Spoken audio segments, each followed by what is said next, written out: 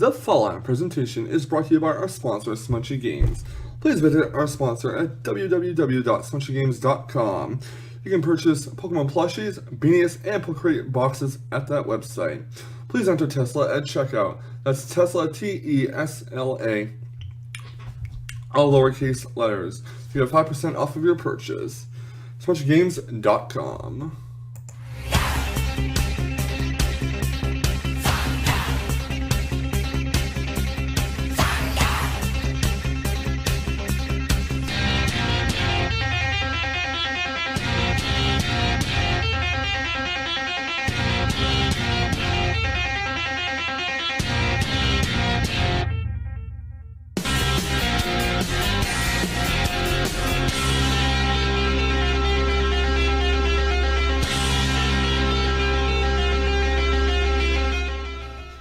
What is going on, Marcel? Tesla's here in our final upload day and our final commentated Wi-Fi battle on ORAS before Sun and Moon comes out. We are taking on the 412Gang, and this battle took place quite a few days ago, like 3 or 4 days ago, and it was in the OU tier. Now, the 412Gang is someone who I've never beaten before. I battled them 2 times and lost both times, either 0-1 or 0-2. I don't really remember, but I will be looking for revenge in this match. And things get really hacksy here, and for those of you that know me, Hacks and I, we don't mix quite well. Regardless, let's go over his team. He is bringing Kieran Black, Garchomp, Tornado Styrian, Jirachi, Starmie, and Mega Gyarados. I bring Rotowash, Lando T, Mew, Mega Medicham, Amoonguss, which I have never used before prior to this week, and Heatran. So we got some pretty lit teams. Kieran Black is pretty much causing a problem for all of my team members. Heatran has Earth Power 4, Amoonguss just kills Ice Beam.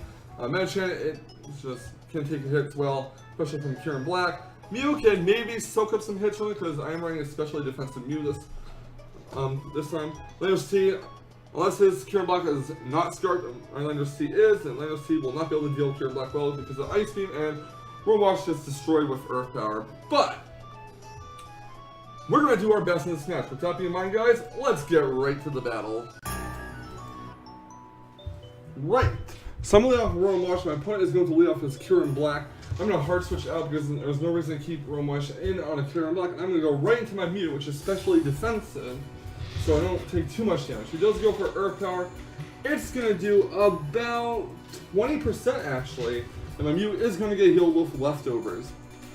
Next, my opponent's going to withdraw his Kieran Black and go right into Tornado Styrian here. But I do go for Will-O-Wisp because nothing on his team really wants to take a burn in the residual damage.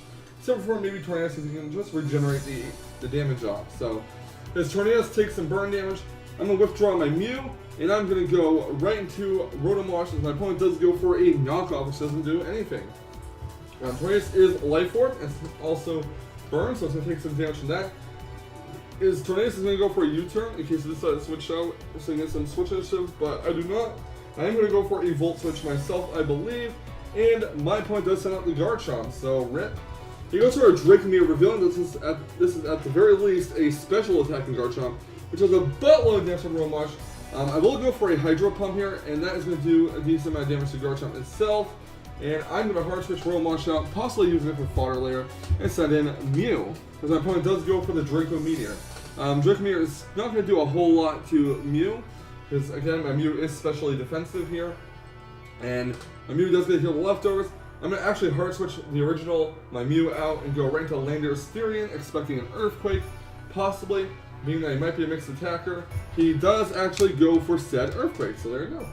He's going to withdraw his Garchomp. He's going to go right into Tornado Styrian, but I do go for a U-turn. This will get me switch initiative here, and I'm going to hard switch, or I'm going to soft switch out and go into Blood Boil the Heatran. Now, I hope that it doesn't have Focus Blast, and his superpower is not that big of a deal, considering he is burned, but he's going to go for a U-turn, which does like nothing, even with a critical hit, being that he is burned, it's time to resist it.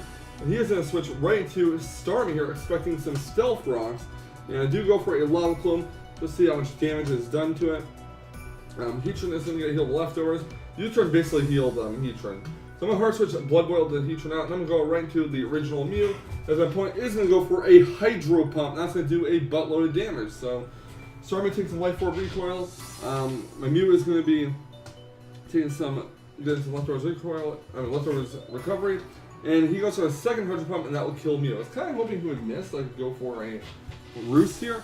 But I'm going to go on a Lander Syrian, get the Intimidate off, and I'm going to go for a U-turn, and he's going to switch out, which is expected, and go to Tornadus Therian. So I'm actually going for a Stone Edge, predicting that, and Stone Edge does hit Tornadus, and yeah, Tornadus is dead. Next up, my opponent is going to send in his Guard Chomp. I have no choice but to switch Lendo out, being that I am a Choice Scarf Guard Chomp, and go to Mushroom Man, the Amoongus, which I have not really used that much. He goes for a Stealth Rocks, it's one of my monster rocks. He goes for a Fire Blast, that's going to do a lot of damage to Amoongus, but it's not going to take it out. It is going to burn Mushroom Man though, so I do go for a Spore on the Guard Chomp. I was expecting maybe a switch, but no such luck. So Mushroom Man gets healed leftovers, or the Black Sludge rather, and my opponent is going to be, my opponent's Guard Chomp is going to be fast asleep. I go for a D-Train, and Mushroom Man will take out Guard Chomp, so down goes the Guard Chomp. Next out, after the Black Sludge recovery, my opponent, burn damage, my opponent is going to send out his Starmie here. I am actually going to switch Mushroom Man out to get the Regenerate going, and switch into Whisk Me Away to Worm Wash just to stack it off. Worm Wash is down to 1 HP, it goes to Ice Beam, and that will knock it out, so Worm Wash is dead. Next out comes Redox. Gonna go for a U-turn, I want to say, because there's no other threats need to take out Stone Edge. Get the Intimidate off, doesn't really matter. He withdraws a Starmie. He is going to go right into Kyurem Black. As I do go for it. Oh, I do go for a Stone Edge here as well, damn. Well, I do go for a Stone Edge, and now I'm going to go for a second Stone Edge, praying that he's not Scarfed, and that is the case. So, Kyurem Black is down. I bet. I thought I went for U-turn there, but I know I U-turned Starmie at some point. I switch Redox out, I go right into Blood Whale the Heatran, which is going to take some rocks damage, and sadly since my Mew is down, I can't really get rid of the hazards, which is very unfortunate. He goes for a U-turn, predicting that, and he gets switched initiative here, and he is going to switch into his Starmie. Now, my Landers, or my Heatran gets healed leftovers. I am going to switch Blood Whale the Heatran out, and I'm going to go right into Mushroom Man the Amoongus to basically sack it off. I don't really need it anymore. There's a Hydro Pump that does a lot of damage to Amoongus. Storm's going to take some Life Orb recoil. Black Sludge heals Amoongus, and the burn will knock down to 12 HP.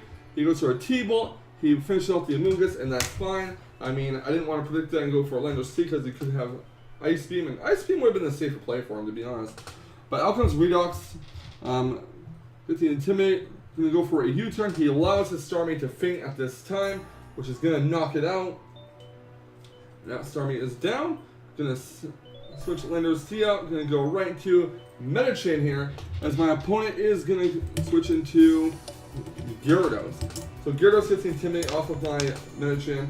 I'm going to go for the Mega Evolution, go for the Fake Out. I could have went for High Jump Kick, predicting the switch, but there was honestly no need. So I do get a Fake Out on the Jirachi, which is not going to do much at all. I really am praying that this Jirachi does not Iron Head my Medicham to death, because that'd be awful. He goes for a U-turn instead, maybe expecting me to switch out. He goes right into Gyarados. Gyarados and Jirachi, I believe, are the last two Pokemon on his team, because my Medicham does go for High Jump Kick after -2. High Jump Kick still does a pretty decent amount of damage. I'm going to go for a second High Jump Kick that does hit Gyarados, and Gyarados is going to go for the D-Dance. So I'm going to go for a High Jump Kick, expecting Medicham to faint. Medicham goes down, so there goes my Mega. This is his Mega, by the way. It hasn't Mega Evolved yet. I'm going to go to Redox, Lender C here, get the Intimidate off, and go for a knockoff. Predicting the switch into Jirachi. If he did not switch into Jirachi, I would have lost, because he could have just lived the knockoff and went for a Waterfall and knocked out my Lender C, and my Heatran would have been screwed. But yeah. And he goes into Gyarados here. He gets the Intimidate off on my Lander C. I'm going to hard switch it out. My plan is to basically sack off the Heatran, or go for Lava Plume and fish for a burn. And if Heatran does die before he gets some +2 in speed, I can U-turn and finish off Gyarados that way. He goes for the Mega Evolution finally. He goes for a Bull Breaker. He goes for a D-Dance. And now he knows not to take out my Heatran right now, because my Lander C is going to be Scarfed and it's going to outspeed him even at +1. So he goes for a second D-Dance, and I go for the Lava Plume, praying for, unfortunately, a burn. I hate to play that way, but I had to pray for the burn to win, and I do score the burn, and that basically hurts Gyarados.